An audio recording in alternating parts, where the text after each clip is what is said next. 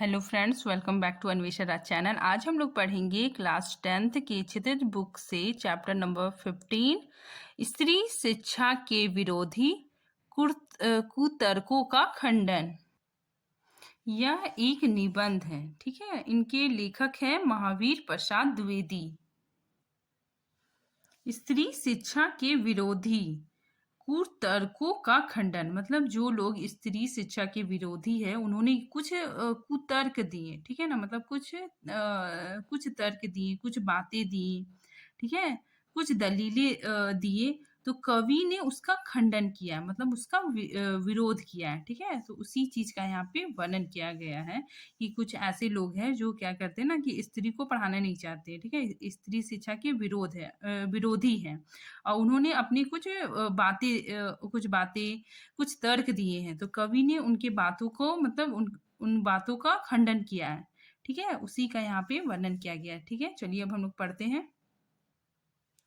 बड़ी शोक की बात है, मतलब बहुत दुख की बात है कि आज भी ऐसे लोग विद्यमान हैं, मतलब आज भी ऐसे लोग हैं, अभी प्रेजेंट में हैं, जो स्त्री को पढ़ाना उनके, ठीक है, उनके और गृह सुख के नाश का कारण समझते हैं, ठीक है। मतलब कुछ ऐसे लोग हैं, आजकल भी कुछ ऐसे लोग हैं जो जो जो स्त्री को पढ़ाना मतलब स्त्रियों को पढ़ाना, ठीक है, स्त्रियों को पढ़ाना गृह सुख का नाश का कारण समझते हैं कि उनके घर की जो सुख शांति है वो क्या हो जाएगा, उसका नाश हो जाएगा, ठीक है ना। मतलब उसके घर में जो सुख शांति बनी है वो उसका मतलब वो सुख शांति नहीं बनी रहेगी, ठीक है। तो नाश का कारण समझते हैं, ठीक।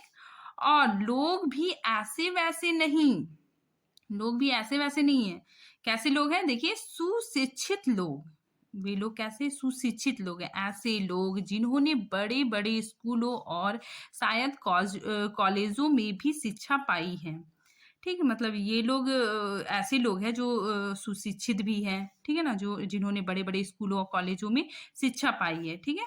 जो धर्म शास्त्र और संस्कृत के ग्रंथ साहित्य से परिचित है, ठीक है ना। मतलब जिन्होंने धर्म शास्त्र और संगीत के मतलब संस्कृत के ग्रंथ का भी अध्ययन किया है, ठीक है, उनसे परिचित है। और जिनका पेशा मतलब जिनका काम, जिनका व्यवसाय जैसे टीचिंग वगैरह हो गया, तो जिनका पेशा कुशिक्षित को शिक्षित करना, जो शिक्षित नहीं है उसको क्या करना, सुशिक्षित करना, ठीक है।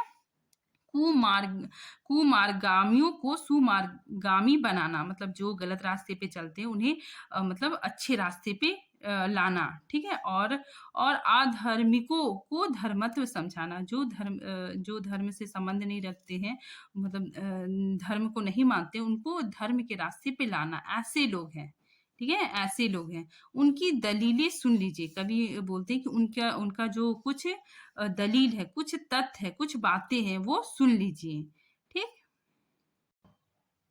यहाँ ये बताया जा रहा है कि कुछ ऐसे लोग हैं जो मतलब पढ़े लिखे हैं, ठीक है, स्कूल कॉलेजों में पढ़ चुके हैं, ठीक। तो ऐसे लोग भी क्या है, स्त्री शिक्षा के विरोधी है, ठीक है ना। मतलब स्त्रियों को पढ़ाना नहीं चाहते और उन्होंने कुछ तर्क दिए हैं, ठीक है, कुछ बातें, कुछ तर्क दिए, कुछ दलीलें दी हैं। क्या दलीलें दी हैं, देखिए। पुराने संस्कृत कवियों के नाटकों में कुलीन स्त्रियों से अनपढ़ की भाषा में बात कराई गई है, ठीक है ना। मतलब यहाँ पे वे दलील दे रहे हैं, ठीक है, क्या दलील दे रहे हैं कि पुराने पुराने जो संस्कृत कवियों के नाटक, मतलब पहले का जो नाटक होता था, ठीक है ना, तो पुराने संस्कृत कवियों के नाटक, जो कवि लोग जो नाटक की रचना करते थे, उसमें जो कुलीन स्त्री मतलब जो अच्छे परिवार की स्त्री हो, ठीक है ना, मतलब अच्छे परिवार की स्त्रियां हों, ठीक है, मतलब उच्च वर्ग की जो स्त्रियां हैं, ठीक है, तो उनसे भी अपढ़ो मतलब अनपढ़, ठीक है, अनपढ़ की भाषा में बात कराई गई है, ठीक है।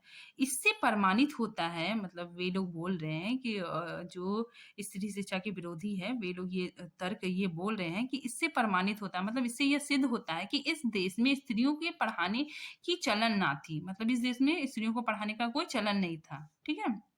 होती तो इतिहास पुराणादि में उसको पढ़ाने के नियमबद्ध प्रणाली जरूर लिखी मिलती, मतलब अगर स्त्रियों को पढ़ाने का चलन होता तो इतिहास इतिहास में या पुराना आदि में उनके मतलब नियमबद्ध नियमबद्ध प्रणाली मतलब लिखी हुई, कहीं भी लिखी हुई लिखा हुआ प्रमाण ज़रूर मिलता, ठीक है? तो ये तर्क दे रहे हैं, ठीक है? दूसरा नंबर देखिए, दूसरे में क्या दे रहे हैं?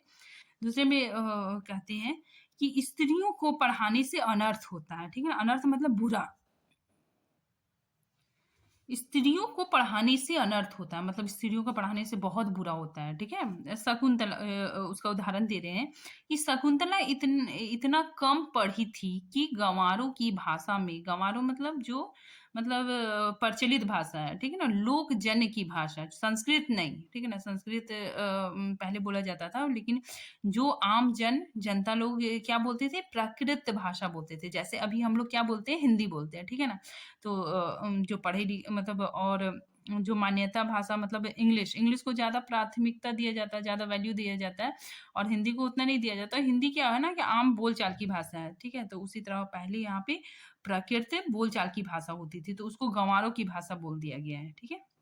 यहाँ पे देखिए शकुंतला इतनी कम पढ़ी लिखी थी कि गँवारों की भाषा में मुश्किल से एक छोटा-सा श्लोक वह लिख सकी, मतलब एक छोटा-सा श्लोक लिखी। तिस मतलब इस पर भी उसकी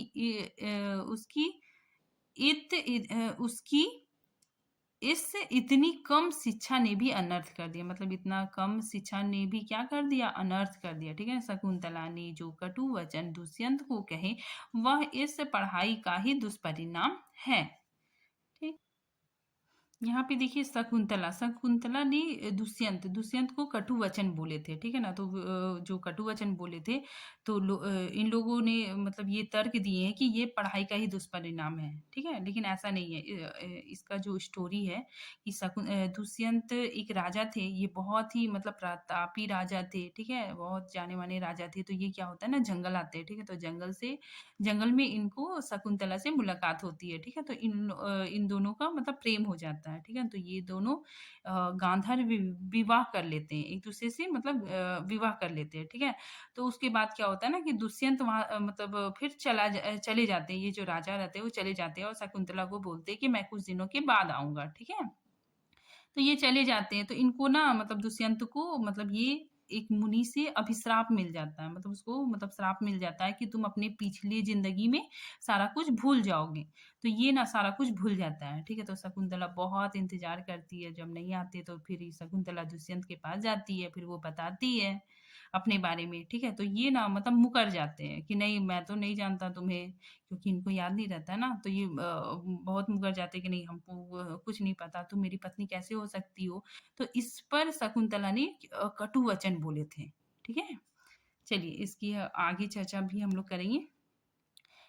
तीसरे में क्या तर्क दिया है? देखिए जिस भाषा में शकुंतला ने श्लोक रचा था वह अनपढ़ों की भाषा थी, मतलब अनपढ़ मतलब संस्कृत की भाषा नहीं थी, वो आम जन की भाषा थी, प्राकृत की भाषा थी, ठीक है?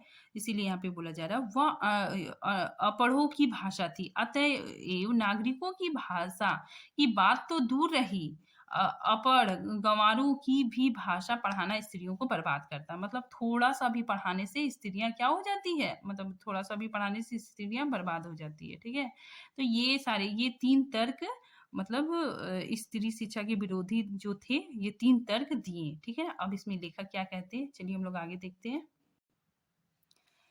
इस तरह की दलीलें, ठीक है ना? इस तरह की बातों का सबसे अधिक प्रभावशाली उत्तर उपेक्षा ही है, मतलब इग्नोर करो। ये लोग ऐसा मतलब ऐसा बेबुनियादी बातें बोलते हैं।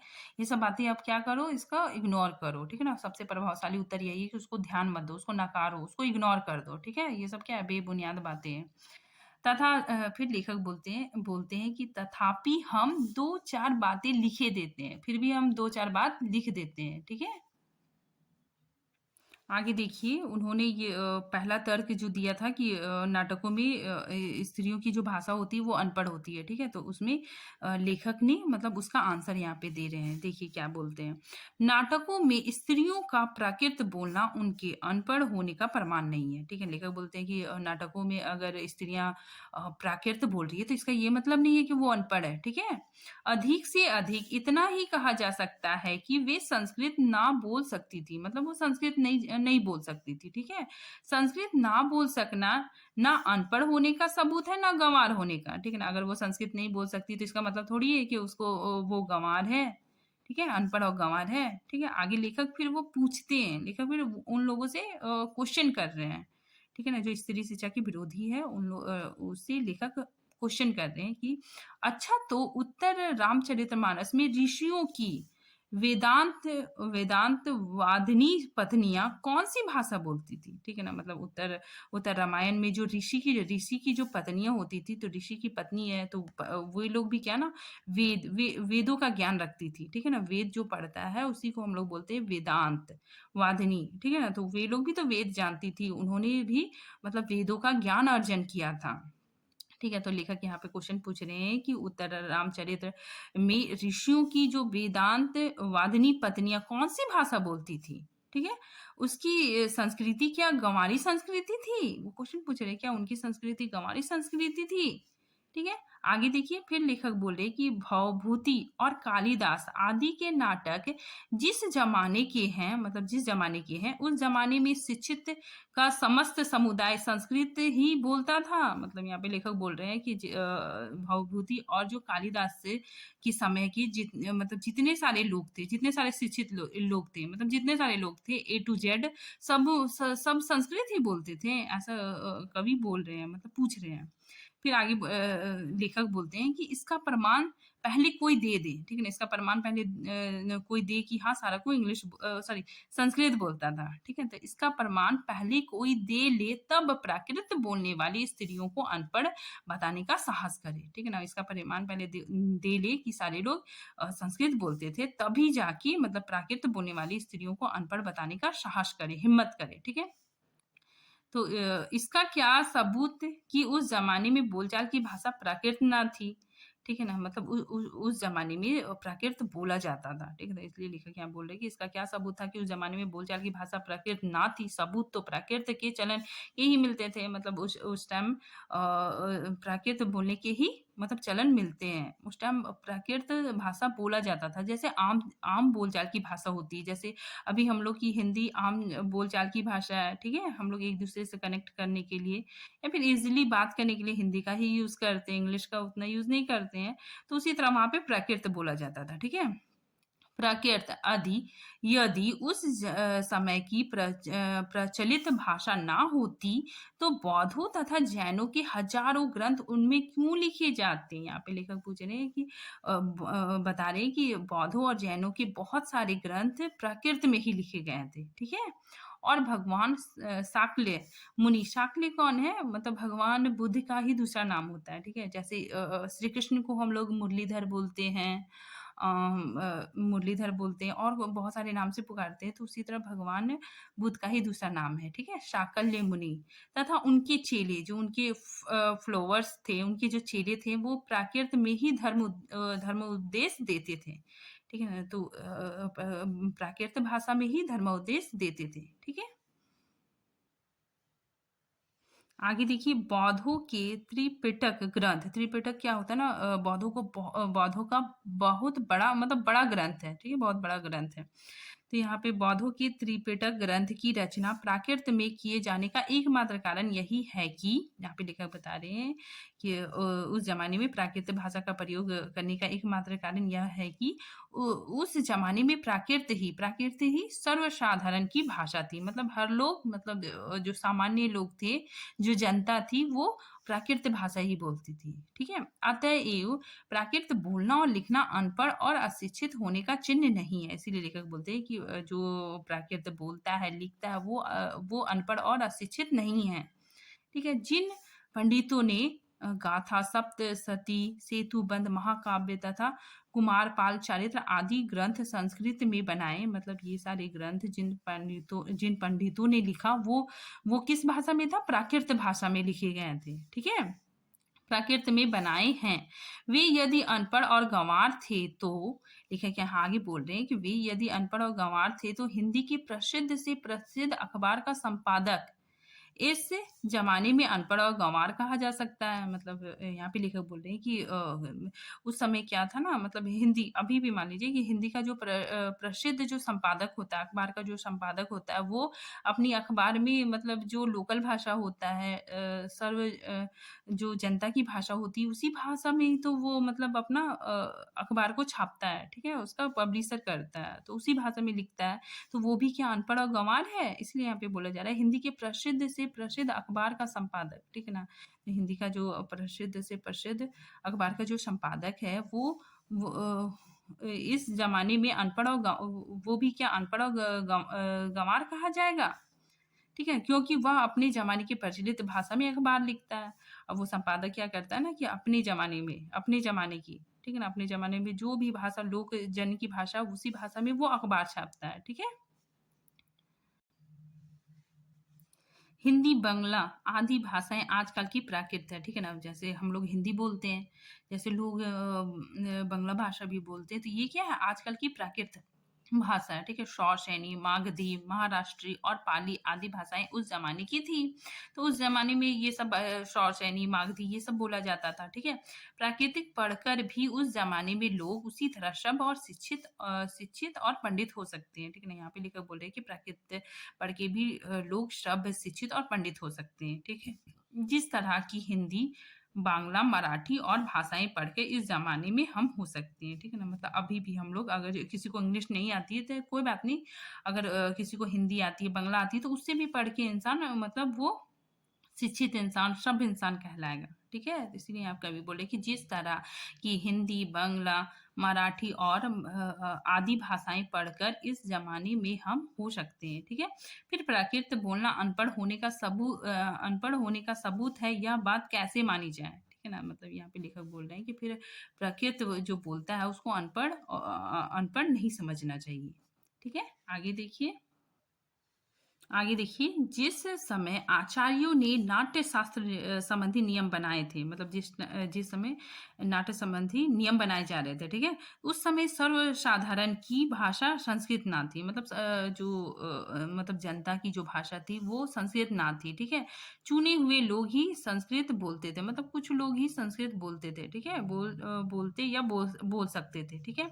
इसी से उन्होंने उनकी भाषा संस्कृत और दूसरे लोग तथा स्त्रियों की भाषा प्राकृत रखने का नियम बनाया। मतलब ऐसा नियम बनाया कि मतलब जो लोग थोड़ा-सा पढ़े-लिखे थे, ठीक है ना? जिनको संस्कृत आती थी, तो उनको संस्कृत की भाषा रख दिए, ठीक है? जैसे कोई नाटक रचा जा रहा है, तो उसमें जो राजा है, पंडित है, तो उनकी भाषा संस्कृत रख देते थे, ठीक है? और जो दूसरे जन हैं, ठीक है ना? दूसरे जन हैं, स्त्रियाँ हैं, ठीक है? तो उनकी भाषा प्राकृत रखने का उन्होंने नियम बना दिया। जो नाटक शास्त्र संबंधी नियम बना रहे थे, वो लोग ने क्या किया कि जो मतलब थोड़ा-सा पढ़े-लिखे लोग हैं उनको उनकी भाषा संस्कृत में डाल दिया और जो मतलब दूसरे लोग थे, आम जन थे, जो स्त्रियों का भी ज़्यादा मतलब नाटकों में ज़्यादा ख़ास रोल होता नहीं होगा, इसीलिए वे लोग क्या किए ना प्राकृत प्राकृत में रखने का नियम बना दिया, ठीक है? आगे देखिए, पुराने ज़माने में स्त्रियों के लिए कोई विश्वविद्यालय नहीं था, ठीक है ना? यहाँ पे लेखक बोल रहे हैं कि पुराने ज़माने में स्त्रियों के लिए कोई विश्वविद्यालय नहीं नहीं था। फिर नियमबद्ध प्रणाली का उल्लेख आदि पुराणों में ना मिले तो क्या आश्चर्य, ठीक है ना? कि अगर उसका कोई नियमबद्ध प्रणाली मतलब लिखा हुआ कहीं भी उसका उल्लेख पुराणों में नहीं मिलता है, तो कोई आश्चर्य की बात नहीं है, ठीक है? और उल्लेख उसका कहीं रहा हो पर नष्ट हो गया हो, यहाँ पे लेखक बोल रहे हैं कि मान लीजिए उसका उल्लेख अगर कहीं रहा हो, तो हो सकता है कि वो नष्ट हो गया हो तो। पुराने जैसे हमारे देश में क्या होता है ना कि बाहरी राजा लोग मतलब विदेशी आक्रमण बहुत हुए, ठीक है? बाबर आए, अकबर आए, तो उनके आने से भी क्या हुआ ना कि बहुत कुछ नष्ट हो गया होगा, ठीक है? इसीलिए ये प्रमाण नहीं मिला कि पहले ज़माने में विश्वविद्यालय था, ठीक है? उसके नियमबद्ध प्रणाली नहीं मिली होगी, ठीक है? इसलिए यहाँ पे लेखक बोल रहे हैं, ठीक है? उल्लेख उसका कहीं रहा हो पर नष्ट हो गया हो तो पुराने ज़माने में विमान उड़ते थे, ठीक है? पुराने ज़माने में मतलब जो उड़न-खटोला था जो श्रीना अ, स जिस जिसमें मतलब माता शिक्षा का मतलब सीता माँ का हरण हुआ था, जिसने रावण ले गए थे उसमें, तो वो भी क्या एक उड़न-खटोला के जैसा विमान था, ठीक है? इसीलिए यहाँ पे लेखक बोल रहे हैं, पुराने ज़माने में विमान उड़ते थे, बताइए उनके बनाने की विद्या सिखाने वाला कोई शास्त्र, उसको बनाने का कोई फ़ॉर्मूला तो नहीं था, कुछ बनाने का कोई पुस्तक या फिर कोई शास्त्र तो नहीं लिखा गया था। बड़े-बड़े जहाज़ों पर सवार होकर लोग द्वीपांतर को जाते थे। मतलब पहले क्या होता था ना, पहले का जो पहले ज़माने में मतलब जहाज पर बैठ के लोग एक स्थान से दूसरे स्थान जाते थे, ठीक है? दिखाइए, लेखक बोलते हैं दिखाइए जहाज बनाने की नियमबद्ध प्रणाली, ठीक है ना? जहाज बनाने का लिखा हुआ प्रणाली, लिखा हुआ बुक दिखलाइए आप, ठीक है? जहाज बनाने की नियमबद्ध प्रणाली के दर्शन शास्त्र, पुरानादि में विमानों होता था, जहाज़ों द्वारा की गई यात्राओं के हवाले देखकर उनका अस्तित्व तो हम बड़े गौरव से स्वीकार करते हैं। मतलब अगर पुराने ज़माने में अगर ऐसा हुआ तो हम लोग स्वीकार कर लेते हैं, हाँ, हाँ, ऐसा तो हुआ होगा। मतलब सीता का हरण ऐसा ही मतलब उड़न-खटोला जैसा जहाज में मतलब हुआ होगा। फिर राम जी उनको लेके आए होंगे अयोध्या उसी तरह मतलब वैसा विमान में, वैसा जहाज में बैठ के, ठीक है? वैसा विमान में बैठ के, तो ये सब चीज़ तो हम आराम से गर्व से स्वीकार कर लेते हैं। परंतु पुराने ग्रंथों में अनेक प्रगल्भ मतलब क्या होता है? प्रतिभावान पंडिताओं के नाम उल्लेख, पंडिताओं मतलब हो गया जो स्त्रियां विद्वान थी, पढ़ी लिखी थी, ठीक है ना? नाम उल्लेख, उनका नाम लिखा हुआ देखकर भी कुछ लोग भारत के तत्कालीन स्त्रियों को मूर्ख, अनपढ़ और गंवार बताते हैं, ठीक है ना? मतलब यहाँ पे लेखक बोल रहे हैं कि पुराने ग्रंथों में बहुत सारी ऐसी महिलाएं थी, ऐसी स्त्रियां थी जो बहुत प्रतिभाशाली थी, ठीक है ना? ये स्त्रियाँ बहुत विद्वान थी, ठीक है? उनका नाम भी मतलब नामों का भी उल्लेख हुआ है हमारे शास्त्रों में, ठीक है ना? तो ये सब देखने के बावजूद भी कुछ लोग मतलब कुछ लोग पहले की स्त्रियों को मतलब ये जानते हुए भी कि वो पढ़ी-लिखी थी उस पर भी वे लोग मतलब पहले के ज़माने की स्त्रियों को मूर्ख, अनपढ़ और गँवार बताते हैं, ठीक है? इसमें यही लिखा गया है। इस तर्क शास्त्र और इस न्यायशीलता की बलिहारी मतलब यहाँ पे लेखक बोल रहे हैं कि ऐसे तर्क तर्क रखने वाले लोगों और न्याय करने वाले लोगों पे बलिहारी मतलब मैं तो बलिहारी हूँ, मतलब मैं तो निछावर हूँ कि उन्हें पता है कि मतलब पहले के ज़माने की जो स्त्रियाँ थी वो पढ़ी-लिखी थी, उनका नाम उल्लेख भी है। फिर भी वे वो मतलब उस समय की स्त्रियों को मतलब मूर्ख समझते हैं, ठीक है ना? मूर्ख बताते हैं, अनपढ़ बताते हैं और गँवार बताते हैं, ठीक है ना? तो ऐसे लोग ऐसे जो तर्क देते हैं, ऐसे जो न्याय करते हैं मतलब न्याय करने वाले लोगों पे मैं क्या हूँ? बलिहारी हूँ, ठीक है? तो यहाँ पे ऐसा लेखक बोल रहे हैं, ठीक? आगे देखिए वेदों को प्रायः सभी हिंदू ईश्वरकृत मानते हैं, ठीक है ना? ईश्वरकृत मतलब ईश्वर के द्वारा बनाया गया वेद जो है हमारा वो सारे हिंदू मतलब ये मानते हैं कि वो ईश्वर के द्वारा बनाया गया है, ठीक है? सो ईश्वर तो वेद मंत्रों की रचना अथवा उनका दर्शन विश्वारा आदि स्त्रियों से करवाएं, ठीक है ना? मतलब यहाँ पे लेखक बोल रहे हैं कि जो ब्रह्मा जी थे उन्होंने जब वेद की रचना की तो उन्होंने मतलब वेदों की रचना में स्त्रियों का सहारा लिया, ठीक है ना? स्त्रियों की मदद ली, ठीक है ना? स्त्रियों के सहारे ही उन्होंने वेदों की रचना की, ठीक है? यहाँ पे बताया जा रहा है कि वेदों की जब रचना हुई थी तब स्त्रियों ने भी सहयोग दिया था, ठीक है ना? उन्होंने भी अपना योगदान दिया था, ठीक है? आगे देखिए हम उन्हें ककहरा पढ़ाना भी पाप समझे। यहाँ पे मतलब लेखक बोल रहे हैं कि हम उन्हें ककहरा मतलब क ख ग मतलब बेसिक नॉलेज भी पढ़ाना पाप समझे, ठीक है? शीला और विद्या आदि कौन थी? ठीक, वे स्त्री थी या नहीं? यहाँ पे लेखक बोल रहे वे स्त्री थी या नहीं? बड़े-बड़े पुरुष कवियों ने आदित्य हुई है या नहीं? बड़े-बड़े पुरुष कवियों से उन्हें क्या मिला है? आदित्य मतलब बहुत उन्हें आदर मिला है, ठीक है? आदर मिला है या नहीं? सागधर पद्धति में उनकी कविता के नमूने है या नहीं? मतलब लेखक बोल रहे हैं कि सागध पद्धति में उनकी कविता के नमूने मिले हैं, ठीक है? बौद्ध ग्रंथ त्रिपिटक के अंतर्गत थेरी गाथा में जिन सैकड़ों स्त्रियों की पद रचना उदित है मतलब थेरी जो गाथा है उसमें बहुत सारी स्त्रियों ने क्या किया है पद रचना मतलब उदित है मतलब लिखा हुआ है, ठीक है? वे क्या अनपढ़ थी? जिस भारत में कुमारियों को चित्र बनाने, नाचने, गाने बजाने, फूल चुनने, हार गूँथने और पैर मलने तक की कला की आज्ञा थी, उसको लिखने पढ़ने की आज्ञा ना थी। मतलब यहाँ पे लेखक बोल रही है कि ऐसा हमारा भारत है जहाँ पे मतलब स्त्रियों को हर कुछ करने की आज़ादी थी, ठीक है ना? मतलब चित्र बनाना, नाचना, गाना, मतलब हर चीज़ उन्हें, मतलब जिसको जिसमें इंटरेस्ट है, ठीक है ना? तो वो चीज़ सीख सकता है वो, ठीक है? तो वो सब करने की आज़ादी थी, ठीक है?